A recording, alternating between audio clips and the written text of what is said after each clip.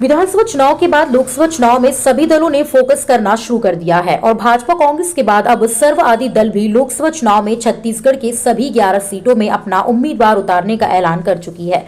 और उसके लिए आज सर्ववादी दल के पदाधिकारियों ने प्रेस वार्ता ली और कहा कि अब सर्ववादी दल समाज को सामने लाने के लिए कमर कस चुका है और ईसाई समाज ने सर्ववादी दल का गठन किया है। पत्रवार्ता लेते हुए सर्ववादी दल के राष्ट्रीय अध्यक्ष ने कहा कि उनका समाज लगातार कांग्रेस को समर्थन देते हुए आया है और 2018 में कांग्रेस का साथ देते हुए उनकी सरकार बनाई थी, लेकिन कांग्रेस सरकार बनते ही समाज के लोगों पर धर्मांतरण के नाम पर काफी अत्याचार किया गया और कहीं भी सुनवाई तक नहीं की गई, जिसके चलते हाल ही में हुए विधानसभा चुनाव में समाज ने कांग्रेस को सबक सिखा दिया और उनकी सरकार चली गई।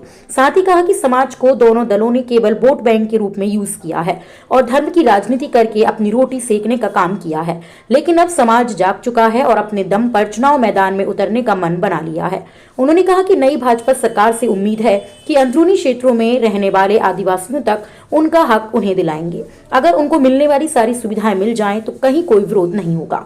और हम जब भी मानव सेवा करने अंदरूनी क्षेत्रों में जाते हैं तो उसका नाम कुछ और दे दिया जाता है। उन्होंने कहा कि कांग्रेस और भाजपा हिंदुत्व को लेकर धर्म की राजनीति कर रही है और लोगों को बरगलाने का काम कर रही है, लेकिन समाज ने तय कर लिया है कि बस्तर और जांजगीर अकलतरा लोकसभा सीटों में उनके समाज के 1.25 लाख वोटर हैं और यह वोट समाज के उम्मीदवार को मिलेगा। इसके अलावा कहा कि बस्तर में जबरन राजनीति दल धर्मांतरण का नाम देकर केवल राजनीति कर रही है, जिसका सर्ववादी दल पुरजोर विरोध करता है और आने वाले लोकसभा चुनाव में सर्ववादी दल छत्तीसगढ़ के सभी 11 सीटों पर अपना उम्मीदवार उतारकर जीत दर्ज कराएगी।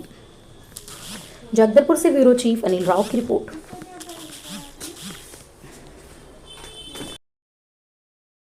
क्या निर्णय कि हम लड़ेंगे, अपना प्रत्याशी उतारेंगे सारे 11 सीटों पे और विशेष तौर से बस्तर से और अकलतरा की सीट पे हम लोग काफ़ी मेहनत करेंगे वहाँ पे। विधानसभा में किस प्रकार का रहा आप लोग का? विधानसभा में हम लोग को टोटल 1,14,286 वोटों को हमने प्रभावित किया और जिसके कारण आज कांग्रेस की स्थिति बनी है। सन 2018 में हमने कांग्रेस को पूरा सपोर्ट किया था तो उनको 72 सीट मिली थी और इस बार 37 में सिमट गई हैं।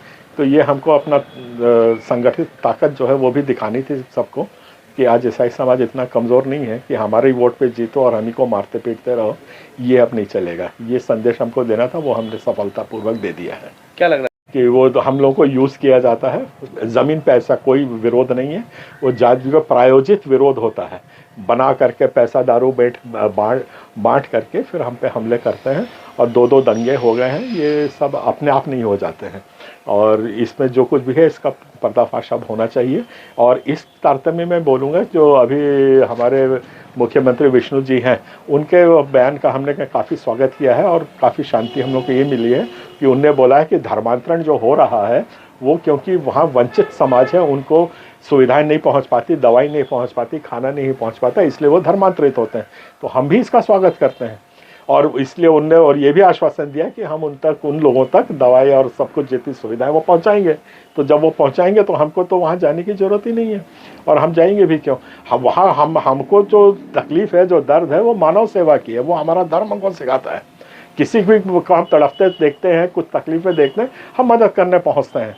उसको ये लोग धर्मांतरण करके उसको एक राजनीतिक रंग दे करके चाहते हैं कि हार्ड हिंदुत्व सॉफ्ट हिंदुत्व का गेम जो चल रहा है, कांग्रेस अभी सॉफ्ट हिंदुत्व के बोलती है, बीजेपी उसको हार्ड हिंदुत्व बोलती है। तो हमारा ना झगड़ा हिंदुत्व से है ना किसी से, हम मानव सेवा के लिए खड़े हैं, वो तो करते रहेंगे, भले गला काटते रहो। लेकिन कहीं ना कहीं आदिवासी बढ़ रहा है लगता है। नहीं, बिल्कुल नहीं, मैं इसमें बिल्कुल इत्तेफाक नहीं रखता। कोई आदिवासी नहीं बट रहा है, वो जा करके जबरदस्ती जा करके वहाँ पे प्रायोजित हमले और ये जो विरोध दिखते हैं ये राजनीतिक फ़ायदे के लिए सब किया जा रहा है और ये अच्छी सरकार ठीक से निष्पक्ष होकर काम करेगी तो ये सब ओवरनाइट 15 दिन में सब समाप्त हो सकता है।